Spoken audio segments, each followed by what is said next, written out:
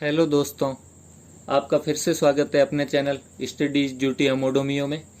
हम पढ़ रहे थे राजस्थान में किसान एवं जनजातीय आंदोलन, और उसके अंतर्गत हमने बिजोलिया किसान आंदोलन जो मेवाड़ रियासत का था उसको पूरा देख लिया था पिछले वीडियोज में।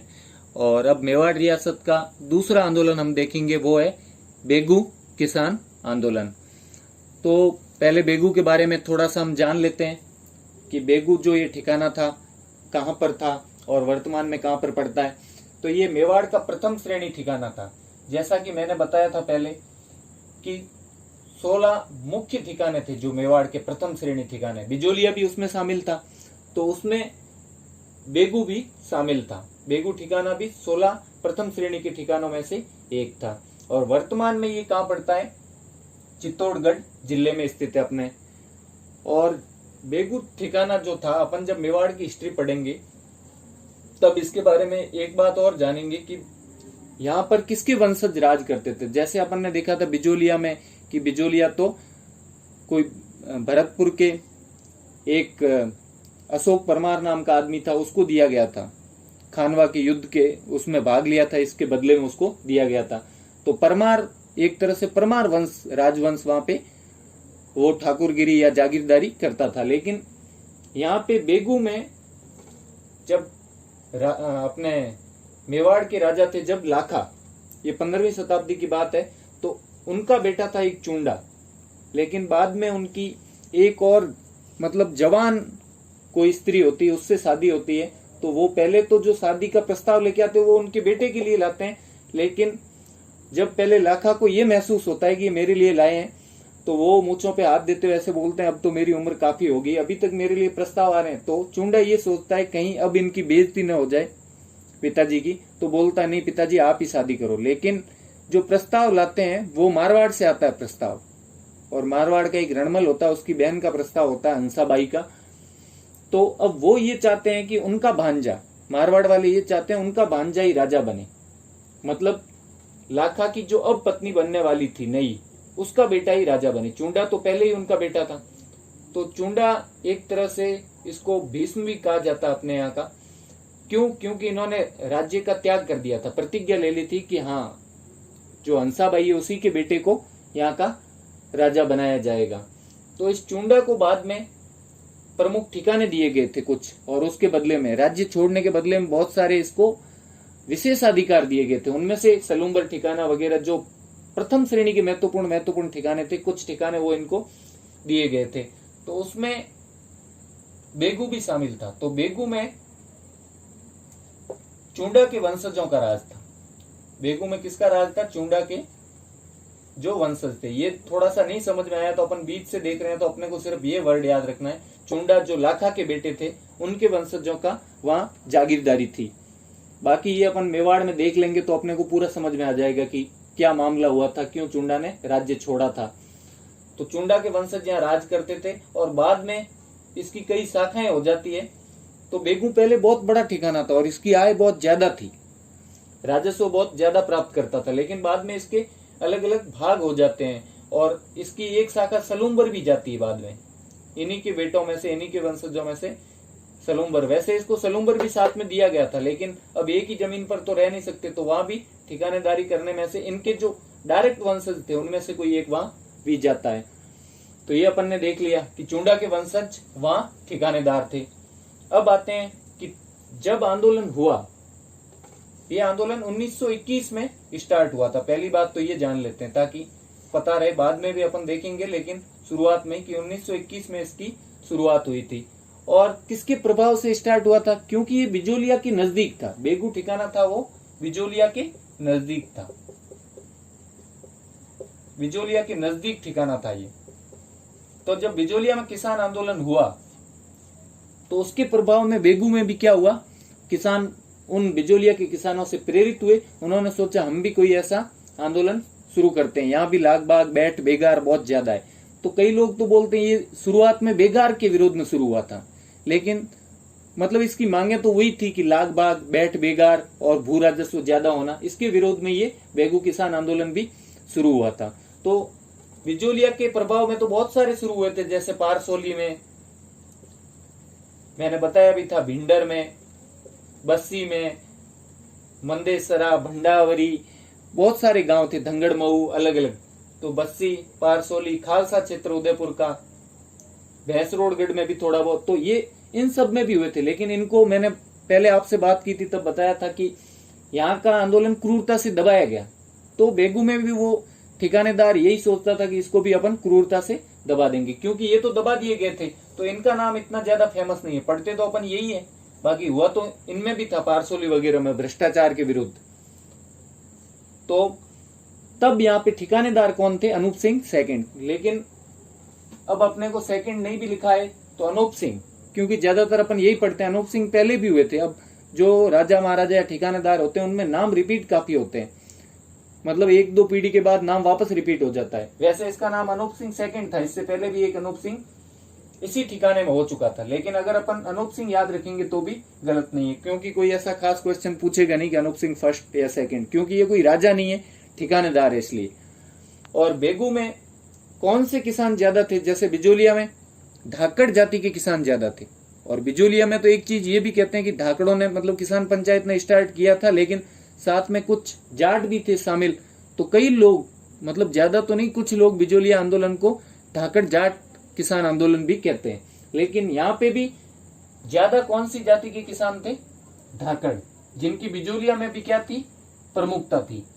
तो बिजोलिया और बेगू दोनों में किसानों की जो संख्या ज्यादा थी वो किस जाति के किसानों की थी? धाकड़ जाति के।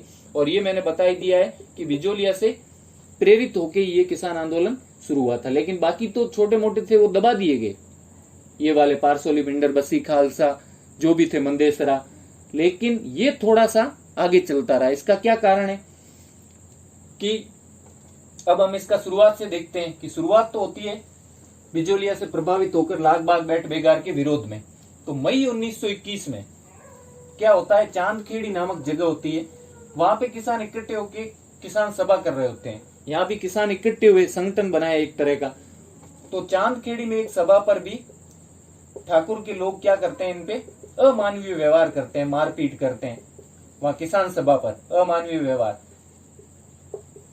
करते हैं। चांदखेड़ी नामक स्थान पर भी हुआ था। अब शुरुआत कहां से हुई कि चांदखेड़ी में अमानवीय व्यवहार तो हुआ, लेकिन इसकी शुरुआत मानते कहां से? तो इसकी शुरुआत जो है बेगू किसान आंदोलन की, वो मैनाल नामक गांव था, मैनाल नामक स्थान था, उसके मैनाल में भैरूकुंड से। मैनाल में, अगर आपको ऑप्शन में मैनाल मिले तो मैनाल करेक्ट करना है, और मैनाल में भैरूकुंड मिले तो फिर ये करेक्ट करना है।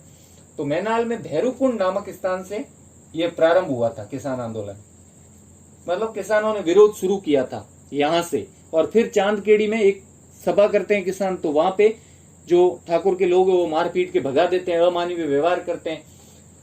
तो फिर किसान सोचते हैं ये हमसे तो नहीं संभलने वाला। क्यों? क्योंकि जो यहाँ का ठाकुर था अनूप सिंह, उन्होंने मतलब रियासत और वगैरह के कहने पे इनको क्रूरता से इनका दमन कर दिया। एक बार आंदोलन को दबा दिया गया था एक बार के लिए। तो इन्होंने सोचा, जो बेगू के किसान थे, कि हमें पथिक जी के पास जाना चाहिए, क्योंकि बिजोलिया में भी उन्होंने नेतृत्व किया था, एक नेतृत्व करता चाहिए हमारे को।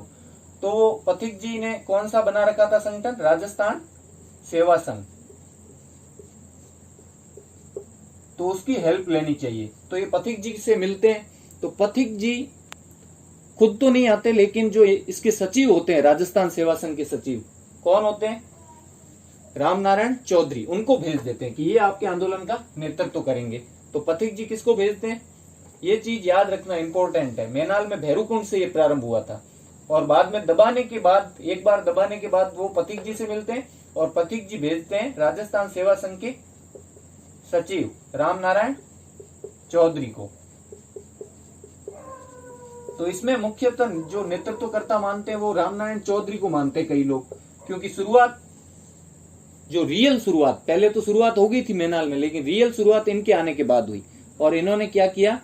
एक नो रेंट आंदोलन यहां भी चलाया, जैसा बिजोलिया में चला था। नो रेंट मतलब कोई लगान नहीं देंगे, कोई किराया नहीं देंगे, कोई लाग बाग नहीं देंगे। रेंट मतलब एक तरह से किराया होता है। किराया किसका? जमीन का।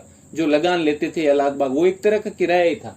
तो नो रेंट अभियान यहाँ भी चलाया जाता है, और ठिकाने से असहयोग किया जाता है। ठिकाने की चीजों का बहिष्कार किया जाता है, जो कोर्ट होते हैं, ठिकाने के थाने होते हैं, उनका भी बहिष्कार किया जाता है।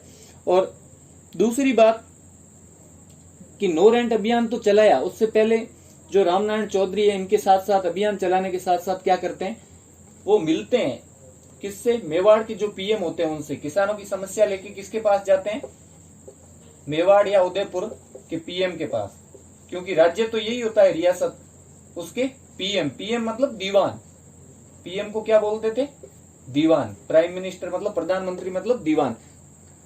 अब उस वक्त पीएम, वैसे 1911 के बाद है ना, लगभग पीएम सुखदेव प्रसाद ही रहे थे, 1939 से पहले 1939 में तो टीवी राघवाचारी बन जाते हैं, तो नाम को याद करना इंपॉर्टेंट नहीं है, अगर नाम आ जाए तो सुखदेव प्रसाद ही थे। सुखदेव प्रसाद काक थे, वो पीएम थे, और 1819 में इनके साथ एक सहयोगी भी थे, जगन्नाथ सिंह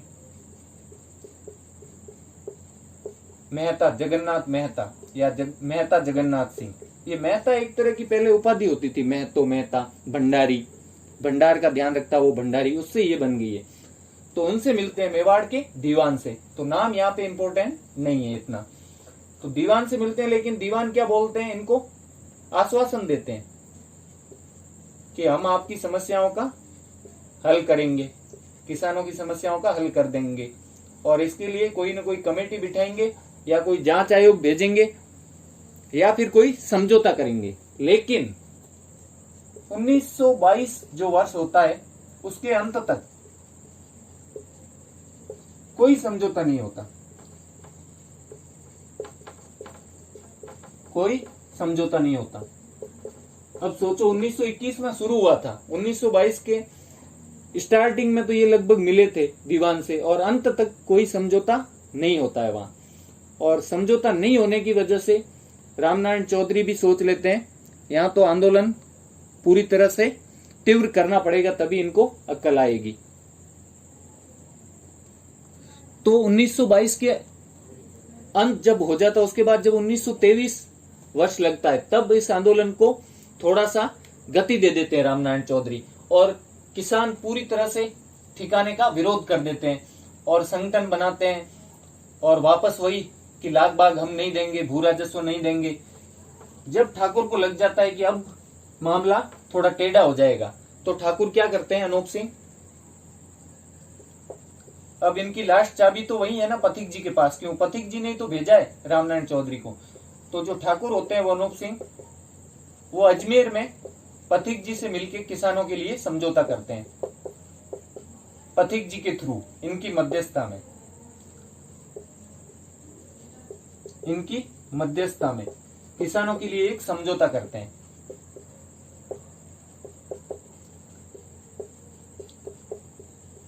मतलब एक तरह से मान जाते हैं। लेकिन ये समझौता क्यों करते हैं? अब किसानों के आंदोलन से इतना डर के नहीं करते, एक कारण और होता है इनके। वो क्या होता है कि जो रियासत और जो ब्रिटिश होते हैं, वो इनको कहते हैं या तो आप इस आंदोलन का दमन करो, इस आंदोलन को रुकवाओ कैसे भी करके, ये आंदोलन बंद होना चाहिए, नहीं तो आपसे क्या कर दिया जाएगा, आपकी जो जागीरदार की शक्तियां वो छीन ली जाएगी, छीन ली जाएगी। प्लस जो ठिकाना है वो सीधे किसके अंडर में आएगा, ठिकाना नियंत्रण में आ जाएगा, सीधे नियंत्रण में, किसके, राज्य के, मतलब रियासत के नियंत्रण में इसको ले लेंगे। आपको ठिकानेदार के पद से हटा देंगे या जागीरदार के पद से आपको हटा देंगे, सामंत के पद से हटा दिया जाएगा, शक्तियां सारी छीन ली जाएगी। और दूसरा किसानों का आंदोलन तो था ही, तो ये दोनों तरफ से दबे हुए थे कि किसान भी माथा खा रहे हैं पूरी तरीके से, और उधर ब्रिटिश और रियासत भी बोल रही है कि भाई छीन लेंगे, तो ये तो बीच में फंस ही गए। तो इन्होंने सोचा अब दबाऊं तो कैसे, दबाने की कोशिश तो कर चुके थे पहले, तब ये जब इनको दबा दिया गया था तभी तो ये पथिक जी से बुलवा के रामनारायण चौधरी को यहाँ लाए और नया एक तरह से आंदोलन को वापस खड़ा किया। तो कि अब दबाने से तो शायद होगा नहीं, तो इनसे समझौता ही कर लेता हूं ताकि एक बार आंदोलन बंद तो हो जाएगा और मेरे से शक्तियां छीनी नहीं जाएगी और मैं ठिकानेदार बना रहूंगा, ये सोच के ये समझौता कर लेते हैं। लेकिन अब रियासत ने ये थोड़ी ना कहा था कि किसानों से समझौता करो, रियासत और ब्रिटिश को तो और ज्यादा गुस्सा आ गया कि ये तो गलत हो गया, इसका तो दमन करने के लिए एक तरह से बोला था और ये तो बहुत ढीले आदमी निकले, इन्होंने तो समझौता कर लिया और वो भी मतलब किसानों के हित में। तो इस समझौते को जो रियासत और अंग्रेज होते हैं वो इस समझौते को क्या संज्ञा दे देते हैं? बोल्शेविक समझौता, बोल्शेविक समझौता या क्रांति। इस क्रांति को तो या इस आंदोलन को तो बोल्शेविक क्रांति की संज्ञा देते हैं और इसको बोल्शेविक समझौते की संज्ञा दे देते हैं। अब रियासत भी देती है और अंग्रेज भी, ये ध्यान रखना। कोई भी क्वेश्चन आए ऐसा मैंने बिजोलिया में भी बताया था, लेकिन एक बात याद रखना कि बिजोलिया को भी अंग्रेजों की सोच में तो बिजोलिया भी कैसा था, किस प्रकार का, कि ये रूस की क्रांति से प्रेरित है, एक तरह से बोल्शेविक क्रांति की तरह ही है। और बेगू भी वैसा ही मानते थे वो, क्योंकि बेगू था क्या, बिजोलिया से प्रेरित तो था। लेकिन अगर क्वेश्चन आता है कि कौन सी ठिकाने के समझौते को बोल्शेविक समझौते की संज्ञा दी गई, रियासत या फिर अंग्रेजों द्वारा, तो वो बेगू लिखना आपको, बिजोलिया नहीं। ये ध्यान रखना वो कौन सा था, बेगू। क्योंकि जो जीके में ज्यादातर क्वेश्चन मिलते हैं वो यही मिलते हैं, और समझौते को जो संज्ञा दी थी ना वो इसी को दी थी। सोच उनकी उसके प्रति भी वो थी। वैसे तो बोल्शेविक नाम सुनते थे ना कि ये थोड़ा सा रूस की क्रांति जैसा लग रहा है या किसान और मजदूरों का लग रहा है, ये नाम सुनते ही रूस से उनको इतना डर और चिढ़ था अंग्रेजों को कि बोल्शेविक नाम सुनते ही कि बस दमन करो इसका। तो किस समझौते को बोल्शेविक समझौते की संज्ञा दी गई? जो बेगू के ठाकुर अनूप सिंह और वहां के किसानों के मध्य हुआ था। तो इसको रियासत और अंग्रेज नहीं मानते हैं, इस समझौते को नहीं मानते हैं, ठुकरा देते हैं। और वही होता है जिसका डर था। ठाकुर अनूप सिंह बेचारे से क्या करते हैं, छीन लेते हैं शक्तियां, और ठिकाना डायरेक्ट किसके नियंत्रण में चला जाता है, राज्य के नियंत्रण में। मतलब एक तरह से ब्रिटिश वहां अपना अधिकारी नियुक्त कर देते हैं रियासत की तरफ से। तो ये जो ठिकाना डायरेक्ट जब राज्य के या रियासत के अंडर में आता था, इसको एक वर्ड भी बोला जाता है कि ठिकाना जो है सीधे राज्य के नियंत्रण में। जैसे बिजोलिया में भी हुआ था, जब पृथ्वी सिंह की मृत्यु हुई तो उसका बेटा केसर सिंह नाबालिग था, तो ठिकाना डायरेक्ट राज्य के नियंत्रण में। या तो नाबालिग हो कि ठिकाने का जो उत्तराधिकारी है, या फिर ठिकाने के अतिरिक्त जो जागीरदार को हटा दिया जाता है, या तो हटा दे या इसका जो उत्तराधिकारी नाबालिग हो, तो ठिकाना सीधे राज्य के नियंत्रण में ले लेते हैं। और इसको मुंसरमात बोलते हैं, मुंसरमात। इसको क्या वर्ड बोलते हैं, मुंसरमात, कि ठिकाने की मुंसरमात कर दी गई। मतलब मुंसरमात नीति क्या होती है, ठिकाने सीधा राज्य के नियंत्रण में आएगा, राज्य ही वहां की सारी कार्यवाही देखेगा, राज्य ही वहां का राजस्व वसूल करवाएगा। तो मुंसरमात के अंदर आ गया। कब, मार्च 1923 में, मार्च 1923 में। तो मैंने आपको बता ही दिया था कि 1922 के अंत तक तो कुछ होता नहीं है पीएम से मिलने के बाद भी। तो 23 में ये आंदोलन थोड़ा सा शुरू करते हैं और इस पे दबाव आता है कि ठिकाना छीन लेंगे तुमसे, तो ये समझौता कर लेता है। लेकिन वो तो नाराज हो जाते हैं अंग्रेज वगैरह, रियासत, तो इनसे ठिकाना छीन के सीधा अपने अंडर में ले लेते हैं। ये कब होता है, मार्च में। मतलब सोच लो जनवरी फरवरी में यह आंदोलन चला और मार्च में सीधा राज्य के अंडर में आ गया। अब राज्य क्या करता है, जब इनका आंदोलन देखता है किसानों का, तो राज्य एक वहां पे अधिकारी को जांच के लिए भेजता है। मतलब एक अधिकारी के नेतृत्व में एक आयोग गठित करता है। उस अधिकारी का क्या नाम होता है,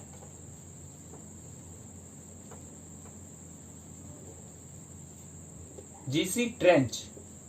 जीसी ट्रेंच ये कौन होता है, ये बंदोबस्त आयुक्त होता है, या समझौता आयुक्त बोल सकते हैं। बंदोबस्त आयुक्त, जो भी नए बंदोबस्त करते हैं भूमि के, उनका ये अधिकारी होता है। ये बंदोबस्त आयुक्त होता है मेवाड़ राज्य का या उदयपुर राज्य का। मेवाड़ राज्य का बंदोबस्त आयुक्त होता है, सेटलमेंट कमिश्नर, जीसी ट्रेंच।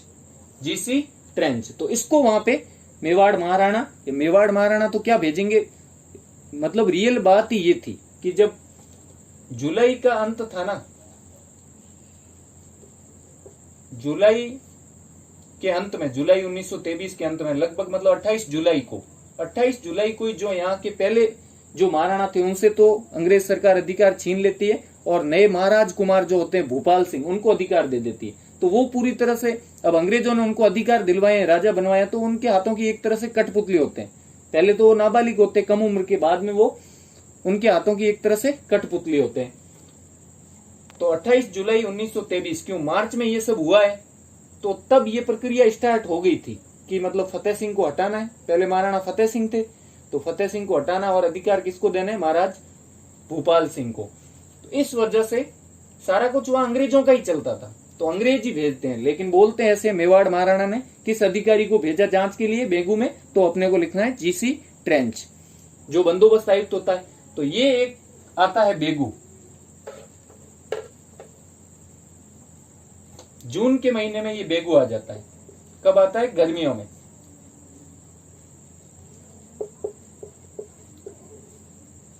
और बेगू में मतलब प्रॉपर बेगू, बेगू जो ठिकाना होता है वहीं आता है। बेगू के किसी गांव में नहीं, प्रॉपर जहां ठिकानेदार बैठता है बेगू, वहां ही आ जाता है।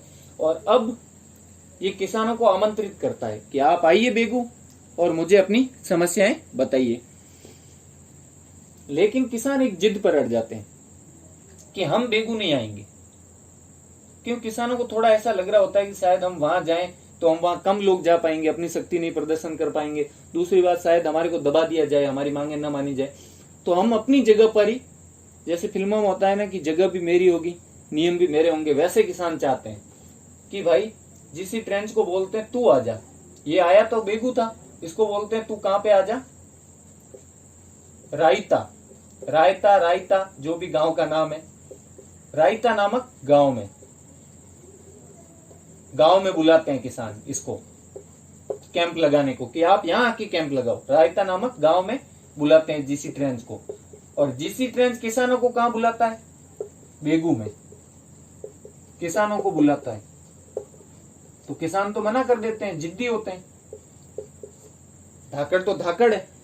तो उस वजह से जब ये मना कर देते हैं कि भाई हम बेगू नहीं आएंगे, और जीसी ट्रेंच मना करता है मैं रायता नहीं आऊंगा, तो फिर ये किसान पूरी तरह से रायता फैला ही देते हैं। ये वापस जोश में आ जाते हैं कि अब अपन कुछ न कुछ करेंगे। और ऊपर से कि जोश में आए हुए थे कि जीसी ट्रेंच ने बोला अगर तुम बेगू नहीं भी आओगे तो भी मैं तो जांच पूरी कर दूंगा। और ये जांच पूरी करके रिपोर्ट बना देता है, एक तरह का समझौता बना देता है। तो बेगू में ये क्या करता है, जांच पूरी कर लेता है और बिना जांच के, मतलब एक तरह से समझौता बना देता है। जांच तो क्या करता है, किसानों को बुलाता नहीं, उनकी मांगे सुनता नहीं, तो बिना जांच के क्या करता है, ये समझौता तैयार कर लेता है या रिपोर्ट तैयार कर लेता है कि डिसीजन क्या होगा, निर्णय ले लेता है, समझौता तैयार कर लेता है। अब ये समझौता जो उसने तैयार किया है बिना कोई जांच किए, बिना कोई पड़ताल किए, क्योंकि जून में आया, एक दो दिन में इनको बुलाया, नहीं आए तो इसने अपनी तरफ से सेटलमेंट तैयार कर दिया। और वो समझौता किसको भेज देता है, ये किसानों को, रायता में किसानों को भेज देता है समझौता। कब, 10 जून को, 10 जून 1923 को ये समझौता किसानों को भेज दिया जाता है कि पढ़ लो और हाँ दे दो, मान लो, बस यही डिसीजन है। बस उन्हें पढ़ने के लिए भेजता है, ऐसे नहीं भेजता कि आप जांच करो, मानो नहीं मानो ये मर्जी, कि हाँ ये पढ़ लो, ये मैंने समझौता तैयार कर दिया है। तो किसान क्या करते हैं कि भाई अब समझौता आ गया, जो उनको आशा नहीं थी, ऐसे उसमें निर्णय दिए गए थे, मतलब किसानों के पक्ष का कोई भी निर्णय नहीं कि भू राजस्व यही रहेगा, ये लाग बाग लगती रहेगी, बैठ बेगार जारी रहेगी। तब किसान जो होते हैं वो तो एक तरह से चिढ़ जाते हैं कि हमने क्या सोचा था और क्या हुआ है, ये कोई समझौता है। तो वो इस पर बात करने के लिए एक मीटिंग रखते हैं कि हम इस समझौते पर बात करेंगे और किसानों की जो स्थिति है अभी उस पर समीक्षा करेंगे, पुनर्समीक्षा एक तरह से, कि भाई इस समझौते में जो बातें हैं उनके आधार पे किसानों की क्या स्थिति होगी और क्या अभी स्थिति है, इसकी पुनर्समीक्षा। तो किसानों ने क्या किया, समझौते पर विचार करने हेतु अब समझौता भेजा है, लेकिन पहले तो वो कुछ पढ़ते ही नहीं है किसान, लेकिन कम से कम समझौते पर विचार करने हेतु वो निर्णय तो लेते हैं कि हम विचार करेंगे, एक जगह इकट्ठे होंगे। तो समझौते पर विचार करने हेतु वो कहां पे इकट्ठे होने का निर्णय लेते हैं, गोविंदपुरा नामक गांव में, गोविंदपुरा नामक गांव में सभा आयोजित करने का निर्णय लेते हैं, आयोजित करने का निर्णय लेते हैं। अब ये सभा आयोजित होती है तो तो साथ साथ क्या होता है, अब राजस्थान जो सेवा संघ होता है उसके अधिकारी सब मिलके इसका प्रचार प्रसार करते हैं, भाई सभी गोविंदपुरा में आना, सभी गोविंदपुरा में। और वहां एक नवयुग मंडल भी होता है, जो उस बेगू का नवयुग मंडल, वो भी क्या बोलता है कि अपना जो वार्षिक उत्सव होगा, एनुअल फंक्शन होगा, वो भी गोविंदपुरा में साथ का साथ रख देंगे और साथ में उस समझौते पर विचार भी करेंगे और प्लस किसानों की स्थिति पर समीक्षा भी करेंगे। किसानों की स्थिति पर पुनर्समीक्षा या समीक्षा की पुनर्समीक्षा भी अपन करेंगे और नवयुग मंडल जो होता है उसका वार्षिक उत्सव भी करेंगे। तो इस वजह से यूथ भी काफी इकट्ठा हो जाता है और साथ में किसान तो होते ही हैं और राजस्थान सेवा संघ के प्रचार करने से और भी लोग इससे जुड़ जाते हैं। तो काफी लोग गोविंदपुरा में इकट्ठे हो जाते हैं। किस तारीख को? 12 जुलाई 1923 को। कब इकट्ठे होते हैं गोविंदपुरा में? 12 जुलाई 1923 को। 12 जुलाई 1923 को ये इकट्ठे हो जाते हैं। अब जब इनका पता चलता है कि किसान वहां इकट्ठे हुए हैं तो बातें करते हैं। अब वार्षिक उत्सव वगैरह कई चीजें रखी थी, तो एक दिन में तो पूरी होनी नहीं थी। किसान दूर दूर से आ रहे थे, एक दिन में तो पहुंच भी नहीं सकते थे कई लोग, तो इकट्ठे हो ही रहे थे। तो पहले दिन इन्होंने कुछ बातचीत की। तो जो ट्रेंच होता है, जीसी ट्रेंच, उस पर दबाव आता है अंग्रेजों का कि किसान इकट्ठे हो रहे हैं, शायद समझौता नहीं माने और तुम इसको दबाओ, बस दमन करो क्रूरता से, कोई कुछ नहीं देखना है। तो जीसी ट्रेंच जो होता है वो किसानों को वार्निंग देता है कि तुम ये समझौता मान लो चुपचाप और ये जो सभा है ये खत्म कर दो। लेकिन किसान जो होते हैं वो सब जगह ये बात कहते हैं कि यहाँ पे गोविंदपुरा में जीसी ट्रेंच भी आएंगे और उनसे भी समझौते पर बातचीत की जाएगी। तो और ज्यादा लोग इकट्ठे होते हैं कि जीसी ट्रेंच भी आएंगे जिन्होंने समझौता बनाया है और उनसे समझौते पर विचार विमर्श और प्रश्नोत्तर किए जाएंगे। तो इस वजह से जीसी ट्रेंच उनको बोलता है कि तुम ये समझौता चुपचाप मान लो, कोई प्रश्नोत्तर नहीं है। तो जीसी ट्रेंच क्या करता है अगले दिन 13 जुलाई को, तो आपको तारीख जो याद रखनी है वो कौन सी रखनी है? गोविंदपुरा वाली 13 जुलाई, क्योंकि जो चीज हुई थी गोविंदपुरा हत्याकांड वो 13 जुलाई को हुआ था। तो ये 12 जुलाई को तो इकट्ठे होते हैं, 13 जुलाई को भी वहां काफी भीड़ होती है किसानों की। 13 जुलाई 1923 को गोविंदपुरा में काफी किसान इकट्ठे हो रखे होते हैं और जीसी ट्रेंच वहां पहुंच जाता है। कौन आ जाता है? GC trench. लेकिन अकेला नहीं पहुंचता, अब अपने ये चेले चाटियों के साथ आते हैं, मतलब ट्रूप लेके आता है, जो सिपाही वगैरह होते हैं दल लेके आता है। तो ये किन के साथ आता है? सिपाही दल के साथ आता है, सिपाही दल के साथ आता है। और जो गोविंदपुरा में किसान है उनको, जो मीटिंग कर रहे हैं उनको चारों तरफ से घेर लेता है, यहाँ उनके सिपाही लग जाते हैं और बोलता है ये समझौता स्वीकार करते हो या नहीं। तब तो किसानों को और गुस्सा आता है कि यार हमने तो बोला था इससे विचार विमर्श करेंगे और ये तो सिपाही दल लेके आया और मतलब बंदूक की नोक पे हमसे करवा रहा है, ऐसा तो हम नहीं करेंगे। किसान थे भी बहुत और वहाँ यूथ भी काफी था, नवयुवक भी, तो वो पूरा जोश में आ जाते हैं कि हम नहीं करेंगे ये समझौता स्वीकार। तब ये ट्रेंच जो है गोली चलाने का आदेश दे देता है, गोली चलवा देता है ट्रेंच उन बेचारे किसानों पे। तो गोली चलवाने की वजह से वहां 2 किसान ऐसे होते हैं जो शहीद हो जाते हैं। वैसे तो मतलब ऐसा मानते हैं कि जो तरुण राजस्थान अखबार था तो उसमें तो ये लिखा गया था, जिसके संपादक रामनारायण चौधरी भी थे, तो उसमें ये लिखा था कि 11 लोग मरे थे, लेकिन उनमें 2 के नाम शहीद में फेमस है और उसके लिए अभी राजस्थान में पैनोरमा में भी उनकी मूर्ति लगी है। बेगू बिजोलिया किसान आंदोलन की जो पैनोरमा बना है राजस्थान में बनाया गया है 2 करोड़ की लागत से, तो उसमें इस जीसी ट्रेंच की गोलियां चलाते हुए भी फोटो है और जो 2 किसान शहीद हुए थे मैन जिनका नाम, उनका भी वहां फोटो लगा हुआ है। तो वो किसान कौन थे 2? तो 13 जुलाई 1923 को 2 किसान शहीद हुए, उनका नाम था रूपा जी धाकड़। ये दोनों धाकड़ जाति के थे क्योंकि ज्यादा किसान वहीं धाकड़ जाति के ही थे। और कृपा जी, रूपा जी और कृपा जी, जिसमें रूपा जी जो थे वो तो जयनगर गांव के थे, पास में एक गांव है, और ये अमरपुरा गांव के थे। तो अमरपुरा की कृपा जी अमर हो गए ये, क्योंकि वो शहीद हुए थे तो अमर होना ही था उनका नाम। अमरपुरा के और ये जयनगर के, दोनों ही धाकड़ थे। धाकड़ मतलब जाति से धाकड़ थे और वास्तव में भी धाकड़ थे जब उन शहीद हो गए। तो ये 2 लोग शहीद हो गए थे और जो सरकारी रिपोर्ट थी उसमें सिर्फ ये बताया है कि एक मरा, कोई भी एक मरा है। अब ये तो साफ ही दिख रहा है 2 लोग तो ये शहीद हुए हैं, लेकिन सरकारी रिपोर्ट में क्या लिखा गया कि एक मरा और 25 के लगभग घायल हुए और 485 लोगों को गिरफ्तार कर लिया गया है। तो ये भी एक बार आंकड़े अपन देख लेते हैं कि सरकारी रिपोर्ट में थोड़ा अगर बड़ा क्वेश्चन आता है तो ये चीजें भी लिखनी पड़ सकती है। तो सरकारी रिपोर्ट में क्या लिखा गया था कि 1 की मृत्यु और 25 के लगभग घायल और 485 गिरफ्तार। अब ये इसलिए बता रहा हूं क्योंकि तरुण राजस्थान में जो लिखा था वो इससे थोड़ा सा अलग था। उसमें लिखा था कि 11 तो मरे हैं, एक नहीं, एक के आगे एक लगाना भूल गए हो तुम, 11 मरे हैं और घायल तो सैकड़ों हुए हैं, 25 नहीं। तो तरुण राजस्थान में क्या लिखा गया था ये थोड़ा मिटा देता हूं मैं।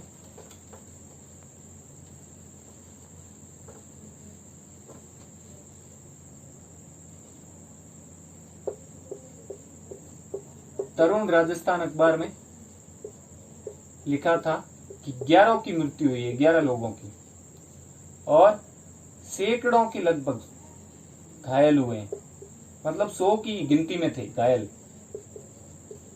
और उन्होंने गिरफ्तार तो 485 को ही बताया था, जबकि गिरफ्तार लोग कितने बताए थे तरुण राजस्थान में? 540 लोग गिरफ्तार किए गए हैं। तो इतना इनमें फर्क था कि मतलब अंग्रेज सरकार जो है, रियासत जो है वो झूठ बोल रही है। तब जो ये हत्याकांड होता है ये खबर सुनते हैं पथिक जी।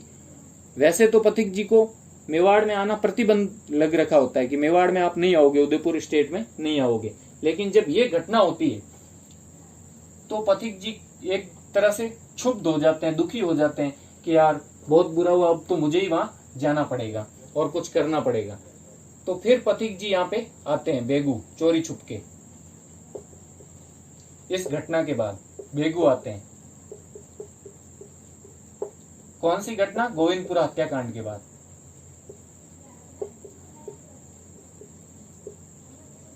कि अब आंदोलन को है ना दोबारा नए तरीके से जगाना पड़ेगा, वापस जोरदार से। और पथिक जी यहाँ आके सीक्रेट में मीटिंग करते हैं किसानों से अकेले में, और बोलते हैं कि अब यहाँ किसान पंचायत एक तरह से संगठन बनाएंगे और उसी के थ्रू सारा काम होगा, और भू राजस्व कोई भी किसान नहीं देगा। तो पथिक जी यहाँ के किसानों से मीटिंग करते हैं, किसानों से मिलते हैं चुपके, चोरी चुपके, क्योंकि आना मना होता है, और बोलते हैं कि भू राजस्व नहीं देना है। मतलब पूरी तरह से अब आंदोलन नो रेंट होगा, एक वास्तविक, किसी भी कीमत पे भू राजस्व नहीं देना है, और अगर जो किसान देगा तो उसका समाज से बहिष्कार कर दिया जाएगा। यहां तक भी बोल दिया था कि देगा अगर कोई किसान तो उसको क्या करेंगे, समाज से बाहर, समाज से बहिष्कृत कर दिया जाएगा। और दूसरा कि जो भू राजस्व देगा तो उससे कोई भी शादी संबंध भी या रिश्ते भी नहीं बनाएगा कोई और किसान, तो उससे कोई संबंध भी नहीं बनाए जाएंगे, शादी के संबंध भी नहीं बनाए जाएंगे। मतलब उसका पूरी तरह से समाज से उसको बाहर ही कर दिया जाएगा। तो इस तरह किसान उसमें पूरी तरह इन्वॉल्व हो जाते हैं, क्योंकि कोई भी किसान समाज से बाहर जाना नहीं चाहता है। लेकिन इसके साथ साथ वो ये भी तय कर लेते हैं कि महाजन जो है उनका भी पूरी तरह से बहिष्कार करेंगे, क्योंकि महाजन भी ये क्या है, बनिए जो है, जो ठाकुर के रखे हुए लोग हैं वो इनके मतलब पक्ष में है, ठाकुर के ही पक्ष में, और किसानों को बुरी तरह से लूटते हैं, कर्जदार बनाते हैं। तो साथ ही साथ प्लस क्या करेंगे, महाजनों का भी बहिष्कार, महाजनों का बहिष्कार किया जाएगा। तो ये सारी चीजें सेम बिजोलिया जैसी थी। और वैसे जो बेगू के किसानों ने स्टार्ट किया था ना आंदोलन, वो ये सोच के किया था कि जैसा बिजोलिया के द्वितीय चरण में जो समझौता हुआ था ना, बहुत लंबा सा, इस वजह से वीडियो लंबा भी हो गया, वैसा ही समझौता ये करवाना चाहते थे कि हम वैसा ही समझौता चाहते हैं जिसमें सारे बिंदु हो, किसानों से संबंधित सारे अधिकार हो, चराई, लाग बाग, जो जेल में कैसा व्यवहार हो, न्यायिक व्यवस्था कैसी हो, पुलिस की देखरेख कैसी हो, शिक्षा पर खर्चा हो, स्वास्थ्य के लिए सुविधाएं हो, ये सारी चीजें वैसा करवाना चाहते थे वो समझौता। तो इसलिए उन्होंने बिजोलिया के पथ पे ही चले, वो भू राजस्व पूरी तरह बंद कर दिया और जो भी मतलब निर्णय लेगा वो किसान पंचायत के थ्रू लिया जाएगा। अगर कोई किसान इनसे हटके भू राजस्व देगा तो उसको समाज से काट दिया जाएगा, अलग कर दिया जाएगा, महाजनों का बहिष्कार किया जाएगा और उस किसान के साथ भी कोई रिश्ते या संबंध नहीं बनाया जाएगा। लेकिन ऊपर से क्या होता है कि जो मैंने बताया था कि जुलाई में 28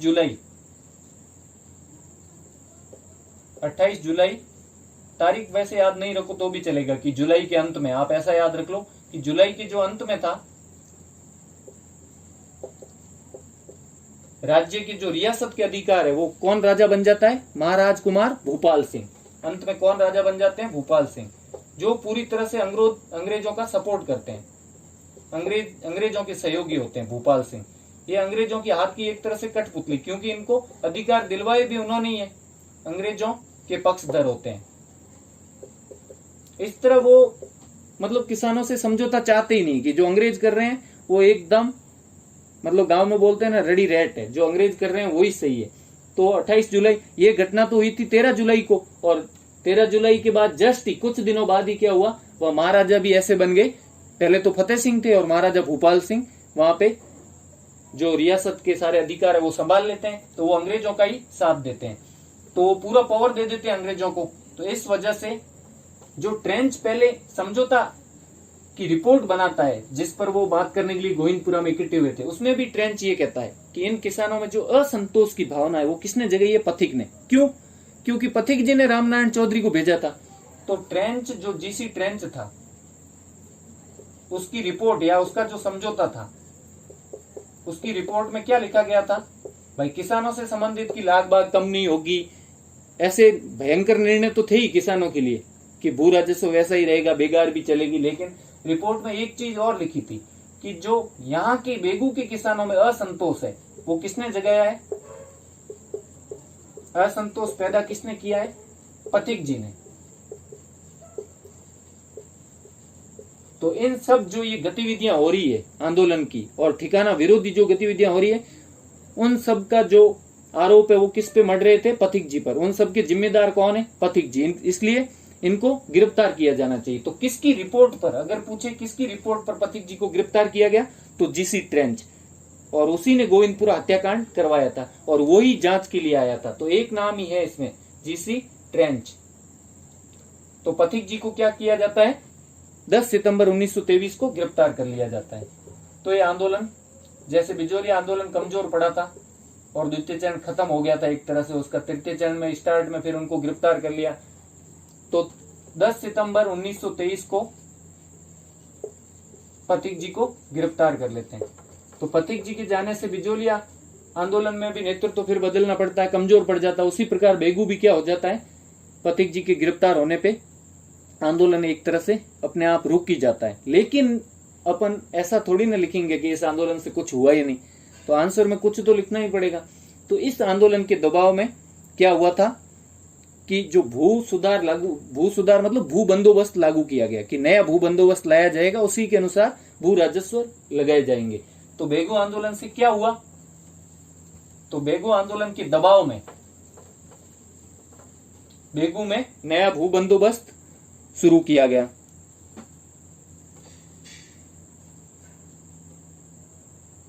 आंदोलन के दबाव में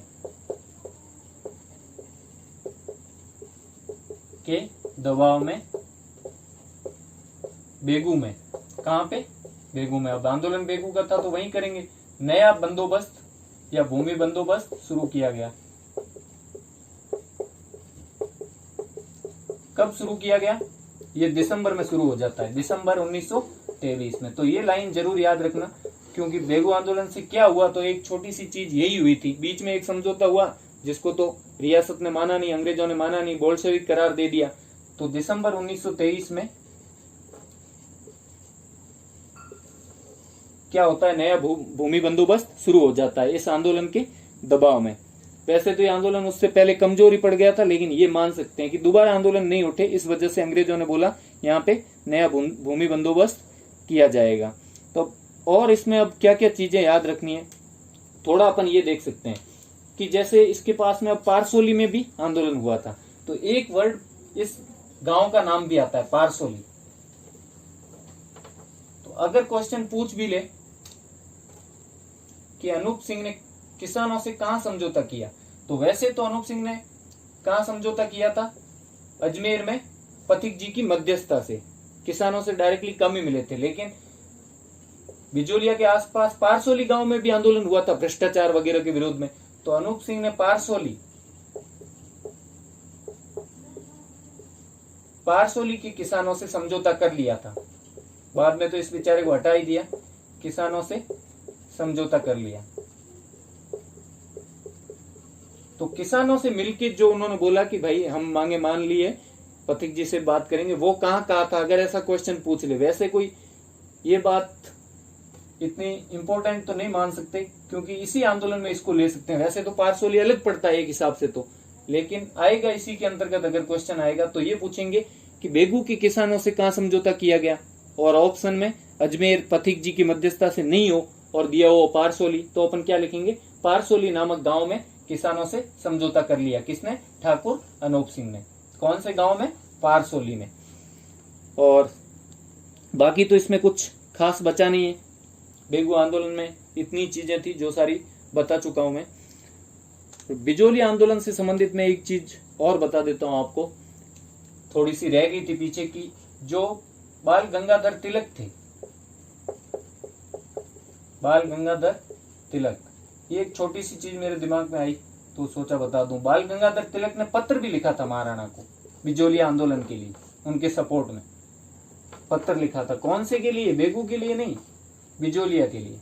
बेगू के लिए तो रामनारायण जी आए थे पथिक जी के कहने पे। तो इस तरह से बाहर के नेताओं से भी इनको सपोर्ट मिलता था किसानों को। बिजोलिया हेतु किसको पत्र लिखा था, महाराणा को। किसने लिखा था, बाल गंगाधर तिलक ने। तो बाल गंगाधर तिलक ने बिजोलिया के लिए पत्र लिखा था, ये एक चीज और याद रखना। और अनूप सिंह ने बेगू के किसानों से कहां समझौता किया, पारसोली। अगर ऐसा ऑप्शन में नहीं हो पारसोली कि किसकी मध्यस्थता में और कहां किया, तो अजमेर में और पथिक जी की मध्यस्थता में। मतलब एक तरह से उन्होंने पथिक जी को बोल दिया था कि आपने रामनारायण जी को भेजा है, तो आप उनको बोल दो कि मैं समझौता कर रहा हूं और ये शर्तें होगी, आप उनको बता दो। और बाद में पारसोली किसान मिले भी होंगे थोड़े बहुत, तो उनको बोल दिया भाई तुम्हारी बात कर लिए और तुम आपस में बात करके देख लेना, मैंने मान ली है सारी चीजें। लेकिन रियासत क्या बोल देता उनको, बोल्शेविक समझौता करार दे देता है। तो ये चीजें हुई थी अपने बेगू किसान आंदोलन में। और नया क्वेश्चन तो अब इस पे कुछ खास है नहीं, बस यही है कि बेगू बिजोलिया के ऊपर एक आंदोलन के ऊपर एक पैनोरमा भी राजस्थान सरकार ने बनवाया था, जिसमें रूपा जी कृपा जी धाकड़ जो शहीद हुए थे गोविंदपुरा में, और जिसने गोलियां चलाई थी उसकी भी फोटो है गोलियां चलाते हुए इन सब की, और भी रामनारायण चौधरी वगैरह जो नेतृत्व करता थे उनकी भी फोटो है। और आंदोलन शुरू कहां से हुआ था, तो थोड़ा सा आपके दिमाग में मैं कुछ बोलूंगा, उससे आपको ये नाम याद रह जाएगा। क्योंकि सारी चीजें, बहुत सारी चीजें अपने को पढ़नी पड़ती, तो पेपर में अभी तो अपने को याद रहता है, पेपर में तो ये सारी मिक्स आएगी, तो उस वक्त कंफ्यूज हो जाते हैं ये कौन से आंदोलन में था। तो थोड़ा सा ऐसा बोलूंगा ताकि आपको ये चीज वापस कभी याद रखनी या पढ़नी नहीं पड़ेगी। तो डेंगू रोग तो सुना होगा ना, डेंगू। तो डेंगू कहाँ होता है, तो डेंगू तो होता है महानाले में, जहां बड़ा नाला हो। महा मतलब